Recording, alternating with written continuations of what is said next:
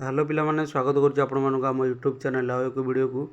तो पिला माने प्लस टू रिजल्ट केबे बाहरिबो ए नहीं तुम मन बहुत सारा क्वेश्चन अच्छी जे प्लस टू रिजल्ट केबे बाहरिबो। तो घोषणा तो होईची डिक्लेयर होईची किंतु पर्टिकुलर डेट डिक्लेयर होईनी।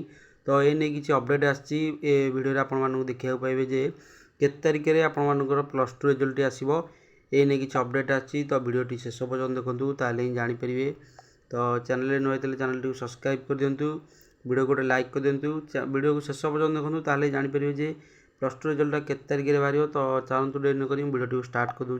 उच्च माध्यमिक शिक्षा परिषद सीएचएससी द्वारा परिचालित युक्त 2 परीक्षाफल आसंता सप्ताह 14 रु मे 14 रु 21 प्रकाश पाइब। तो मे 14 यहाँ एक्चुअली न यहाँ 15 तारिख आपने भल जानते प्रकाश पाइब। दिन धार्य हो नथिले मे 19 रु 21 तारिख भितर ही फल प्रकाश पाइब। तो आपको ये गोटे डेट देखा मिलला 19 तारिख रु 21 तारिख भितर ही फल प्रकाश पाइब। एथरक गोटे दिन में कला विज्ञान वाणिज्य और धंदामूलक विभाग परीक्षा फल बाहर। आपंकर आर्ट्स साइंस कमर्स और वोकेशनल जहाँ भी रोचे परिषद तो एकाथरक फल बाहर।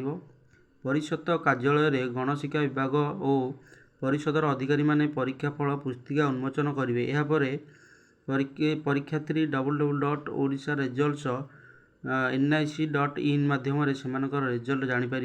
एसह परीक्षार्थी विद्यालय ई स्पेस और डिजिलकर माध्यम परीक्षा फल उपलब्ध होब। एथरक युक्त 2 रे 1357टी परीक्षा केन्द्र में प्राय 4 लाख छात्र परीक्षा देते। तो अपडेट जहाँ भी किसी आप जानवा पाइले जे केते तारिख में बाहर रिजल्ट बाहर। तो ये नहीं किसी आई अपडेट। तो वीडियो भल लगी वीडियो गोटे लाइक करेंगे, चैनल नुआ चैनल को सब्सक्राइब करेंगे। तो एजुकेशन रिलेटेड वीडियो आम चैनल देखा चाहते सर्वप्रथमें वीडियो को लाइक कर चैनल को सब्सक्राइब कर दिंतु।